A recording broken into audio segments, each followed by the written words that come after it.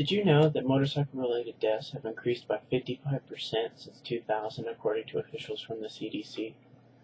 50% in 13 years might not seem like a whole lot, but if we look at raw numbers, that makes motorcycle accidents jump from 6,000 to 14,000 deaths a year. That's a staggering number when we are looking at people's lives.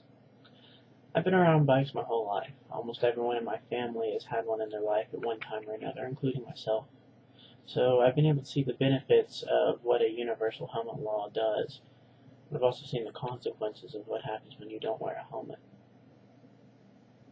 These laws require that all motorcycle riders wear a helmet every time they get on their bike. It doesn't matter if you're going on a cross-country trip or if you're just going down to the gas station. These laws have been proven to increase the number of active people wearing helmets. They have saved countless lives, and they have saved states countless amounts of money. Statistics by a study by Fox News show that states that don't have a universal helmet law are responsible for nearly 70% of all fatal motorcycle accident deaths. In 2002, my grandfather was in a motorcycle accident. This was right after Texas enacted its universal helmet law. He was T-boned by a car that didn't see him, and it was flung off of his motorcycle. When the paramedics arrived, they were stunned that he was actually still alive, because most people in this type of situation die. They ended up concluding that the only reason he was alive was because his helmet took the brunt of the blow. So you can imagine what would happen if he wasn't wearing a helmet. According to the CDC government website, states that have enacted these laws have seen anywhere from a 25 to 40% drop in death rates in motorcycle accidents.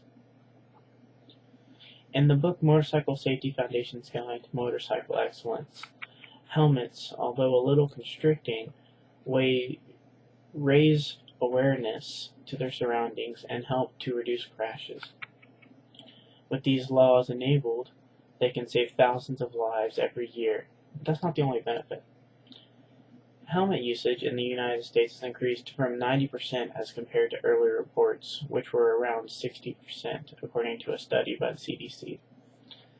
Thankfully, as of 2012, more than half of the states in the U.S. have a universal helmet law. That number in 2000 was only about a fourth of the states, unfortunately. So it's good to see that people are becoming more aware.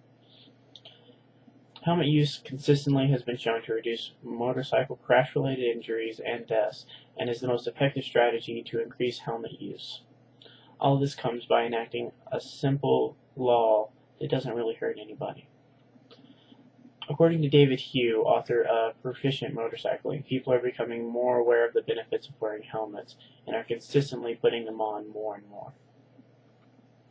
My next point is that universal helmet laws save money.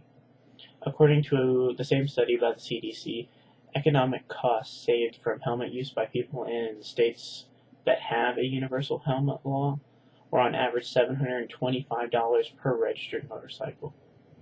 That's nearly 4 times greater than the states without such a law, that they only show around $198 in savings. It's a big difference. Another staggering statistic is that on the CDC governmental website, they have an economic dollar counter. Where it comes into play is the motorcycle helmet law, when enacted in states, save more money than they do in states that don't have that law. An example would be in California, where they do have that law.